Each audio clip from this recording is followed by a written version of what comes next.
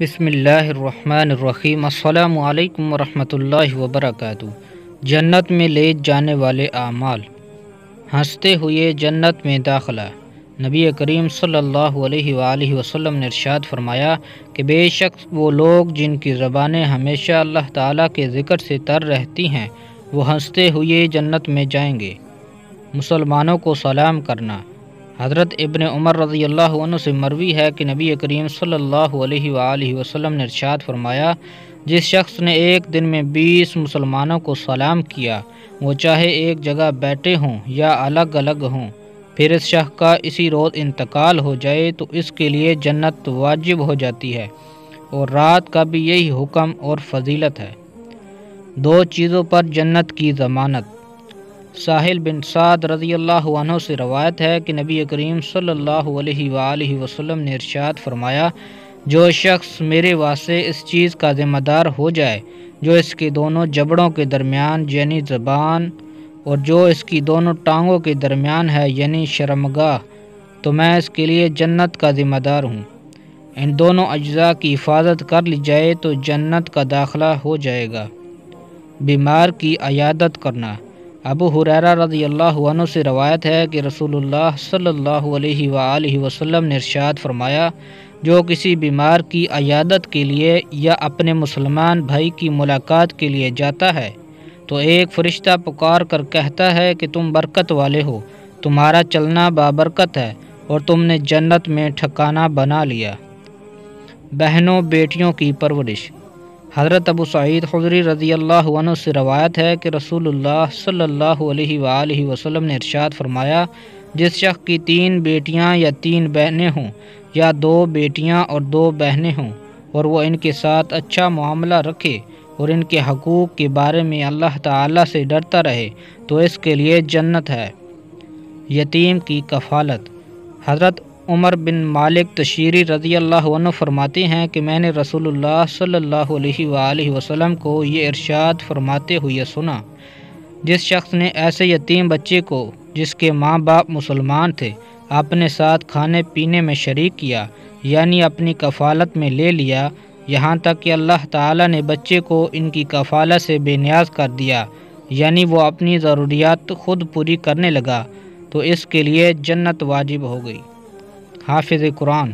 حضرت علی رضی اللہ عنہ نے نبی کریم صلی اللہ علیہ وآلہ وسلم کا ارشاد نقل کیا ہے کہ جس شخص نے قرآن پڑھا پھر اس کو حفظ یاد کیا اور اس کے حلال کو حلال جانا اور حرام کو حرام، تو اللہ پاک اس کو جنت میں داخل کر دیں گے اور اس کے گھرانے میں سے ایسے 10 آدمیوں کے بارے میں اس کی سفارش قبول فرمائیں گے جن کے لیے جہنم واجب ہو چکی ہوگی۔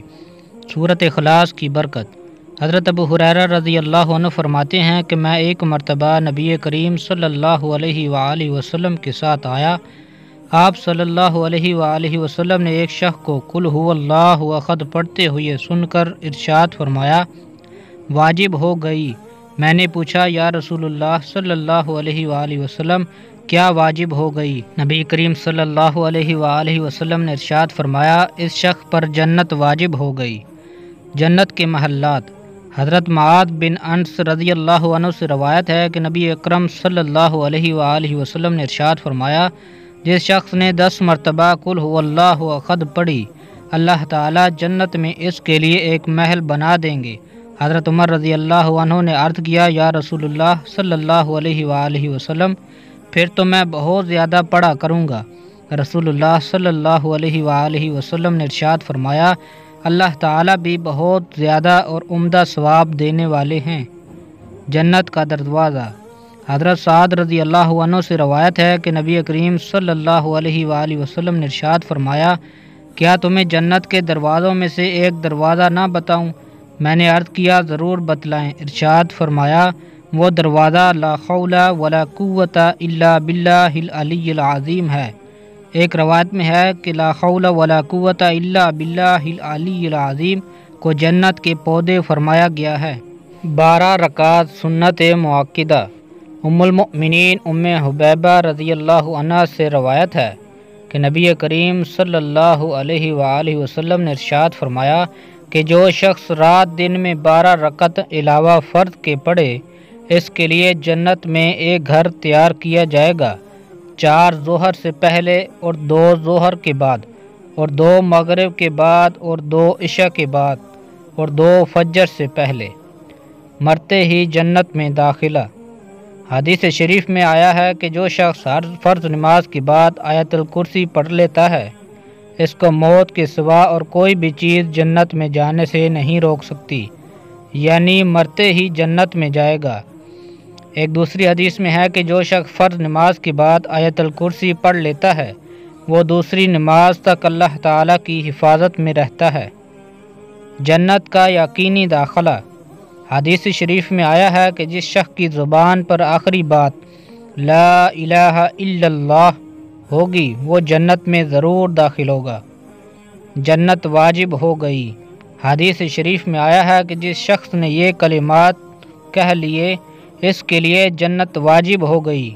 کلمات یہ ہیں: رضیت باللہ ربا وبالاسلام دینا وبمحمد نبیا صلی اللہ علیہ وآلہ وسلم۔ صبح و شام 3 بار یہ کلمات پڑھ لیے جائیں۔ مزید انعام یہ کہ قیامت کے روز اللہ تعالیٰ اسے راضی فرما دیں گے۔ ادھر موت ادھر جنت۔ حضرت سعد بن عاص رضی اللہ عنہ فرماتے ہیں کہ نبی کریم صلی اللہ علیہ وآلہ وسلم نے ارشاد فرمایا کہ سید الاستغفار یہ ہے: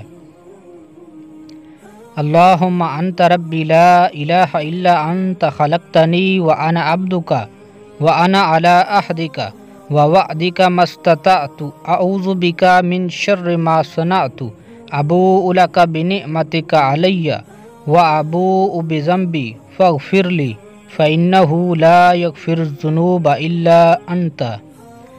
جو شخص اس کو یقین کے ساتھ شام کو پڑھے اور اس رات مر جائے تو جنت میں داخل ہوگا، اور جو شخص اس کو یقین کے ساتھ صبح کو پڑھے اور اس دن مر جائے تو جنت میں داخل ہوگا۔ جنت کے 8 دروازے کھلے۔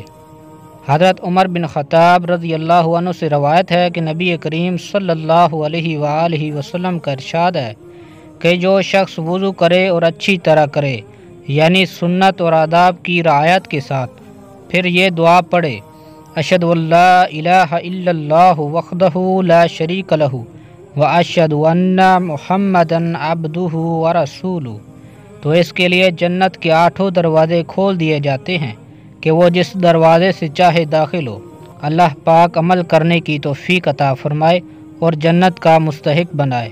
آمین ثم آمین۔